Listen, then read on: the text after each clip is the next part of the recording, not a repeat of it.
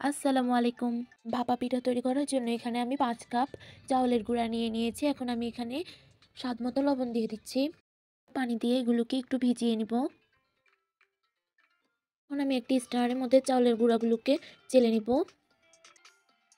পিঠায় স্বাদ বাড়ানোর জন্য আমি এখানে 1/4 কাপ দুধের গুঁড়া দিয়ে দিচ্ছি। আপনারা চাইলে গুঁড়া দুধ দিতেও পারেন, না চাইলে নাও দিতে পারেন। এখন এখানে পর্যাপ্ত পরিমাণে পানিকে ভালোভাবে গরম করে নিয়েছি। এখন উপরে একটি স্ট্যানার দিয়ে দিয়েছি। এখানে একটি বাটি নিয়ে নিয়েছি। এখন এখানে প্রথমেই চাউলের গুঁড়াগুলো দিয়ে দিয়েছি দেখুন। এখন নারকেল কোড়া এবং গুড় দিয়ে দিব।